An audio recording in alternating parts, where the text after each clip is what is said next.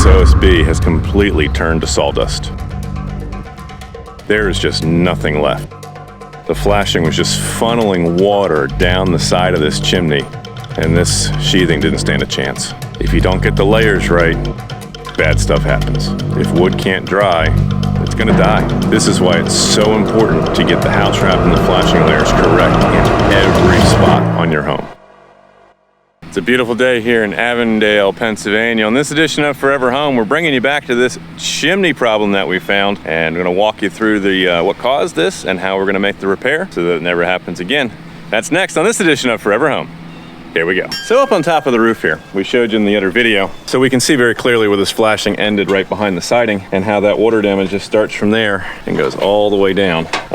Continued down to the next sheet of OSB down there and ate this entire side. The good news is it did not get into the house. We didn't get, there's some discoloration, but it's not gone soft at that point. So we don't have to get into messing with any sheathing on the side of the house. We can just focus on taking all this apart, getting this piece out of here, and then replacing about 12 or 16 feet worth of plywood up and down. A couple ways this could have been prevented.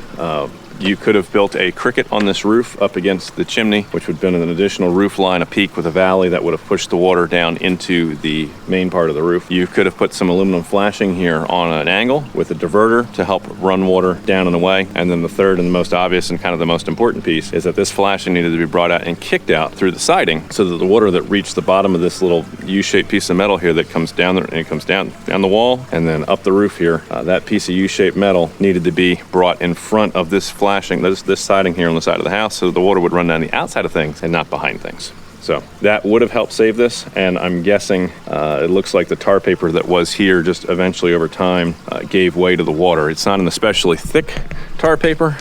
This is very lightweight. I don't even know if it's 15 pound. It seems even less than that. So maybe just over the course of the last 20 years, it decided it's had enough and there wasn't enough protection in that. So I'd like to think that if you had all the house wrap right, that would have solved it. Did it run back behind this J-channel here? Not sure that it did.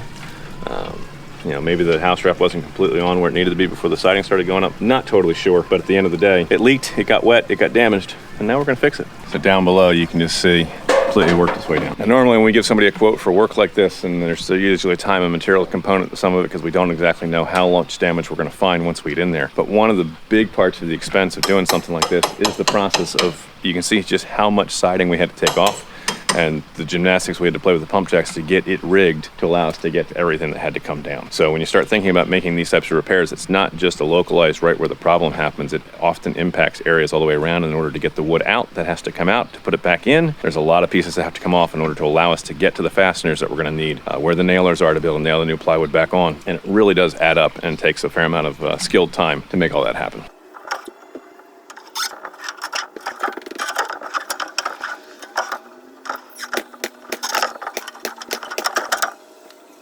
Any water comes down the roof this direction. We put this in square. It's gonna hit this edge, run down, and avoid the chimney. So as you can see, we've started getting this back together. We've got new plywood on here, new house strip on here, and the siding going back up. And now we're getting into that mission critical part of things where we're gonna make sure we get this flashed back together correctly to steer the water out from around that chimney area, and any water that comes down is out in front of the vinyl siding. So our first level of defense is going to be this piece of metal that we're gonna put on the roof. That's gonna go up underneath some of these shingles up on the main roof here. So any water that comes down, if the chimney were right here above the chimney, is gonna get directed to flow horizontally across the roof and bypass the chimney area. Okay, so that's step one. We're gonna put that in on the roof up top and just try to direct water away the best that we can. And then step two is to make sure that we have all of the flashing and the kick out correct at the top up here at the chimney. So we're gonna do that in a couple different ways. We're gonna finish getting this house wrap up and nearby. We're gonna pop out those couple pieces of J-channel that are there. We're gonna slip some metal flashing in behind that, so any water that comes down on the face of this rake board capping and anywhere else that lands on that metal has to come out in front of that, land in front of the house wrap. And we're probably going to drop those pieces of metal right onto the top of one of these pieces of siding so that it can come out through the weep holes. And as we bring the siding up to that level, we'll address all that and take care of those pieces of things. Once we get that done, we're going to redo this piece of U-shaped metal that is underneath the shingles, and we're going to make sure that that is draining out in front of the siding as well. So So we've gotten some comments on some of our other videos asking if projects like these are things that homeowners can tackle, specifically on our window leak video. We had a wire the tops of my windows leaking. Had a lot of people comment back that they cannot find a contractor. They have not been able to get anyone to call them back to schedule a time to make that small repair. And we've actually had requests for us to travel, and we try to stay within about 20 minutes of our hometown here. And not to say you couldn't convince me and twist my arm, maybe, for the right price, but generally speaking, we're going to want to try to find somebody local to take care of this. Could a homeowner do a project like this? I'm sure that you could.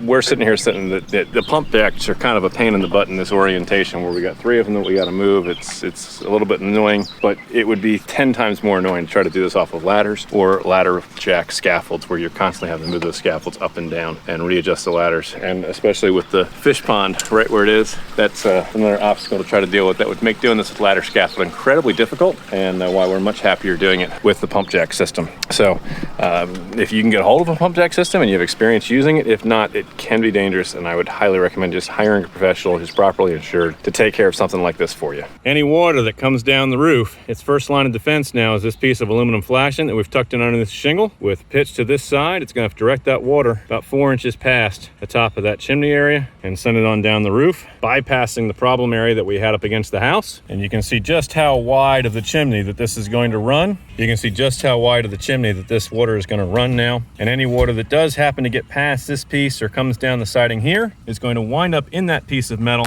and be brought out in front of the siding. As you can see, we now have it kicked out in front so it can drain to daylight instead of winding up behind the siding.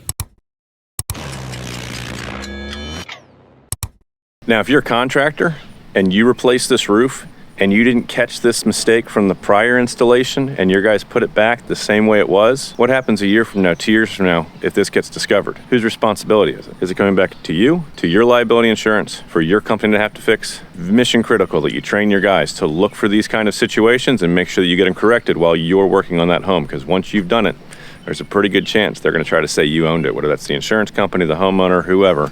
It becomes your responsibility. So make sure you take a look around, see what else is going on. Obviously, you can't see the hidden stuff, but when there's obvious places where there's no kick-out flashing, take responsibility, fix it, and protect your customers.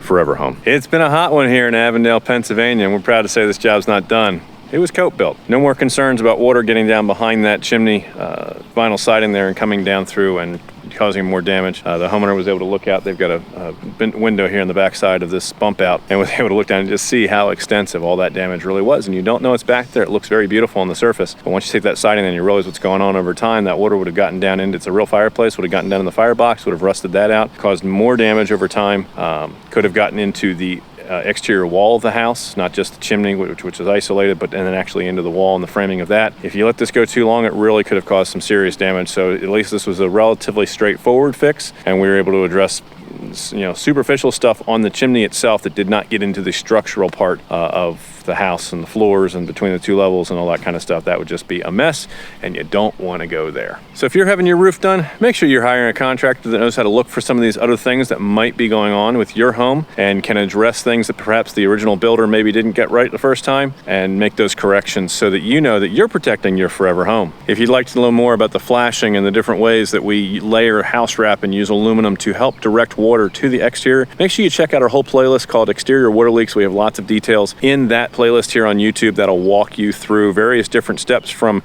window and door leaks to problems with the ledge board on your deck, to things where the roof meets the wall on chimneys and on the roof of your house. All those different areas you want to keep an eye out as you're doing renovations, as you're doing work. Make sure that those layers are in place correctly to begin with, and if they're not, make the appropriate corrections, and that when things are put back together, that all of that is done in the correct shingle lap sequence, so you're constantly moving water as it comes downhill towards the outside of your home. So remember, there's nothing our team doesn't do. Roofing, siding, windows, doors, decks, anything on the interior of your house, plumbing, electrical, drywall, spackle, paint, kitchens, basements, bathrooms, build you a custom dream home in addition to a garage. What problem can we solve for you? Take a picture of what's bugging you. Send it to us on our Facebook page. Click that Contact Us button there at the top. Send us those pictures along with your contact details. We have a dedicated office staff standing by to respond to your messages and answer your calls weekdays, 9:30 in the morning until 2 in the afternoon at 484-748-0008. Choose option 2 for Cope Built, your full service construction and renovation company, and extension 2 for new projects. Cope Construction is a Pennsylvania registered home improvement contractor number 88078. Austin is a licensed general contractor in Newcastle County, Delaware. Delaware. Regardless of where you're watching, leave a comment down below. Let us know what you learned in this video that we did here today. Ask us questions about what's going on at your house. If you're watching on Facebook, like our page so you know it continues to get updates about what's going on YouTube. Of course, subscribe, hit the notifications bell, and like this video. Tell YouTube that you found it valuable. We look forward to serving you at your house. Remember, we're finished with it. You're gonna be proud to say it's not just done. It was Cope Built. We'll catch you in the next edition of Forever Home. Bye for now.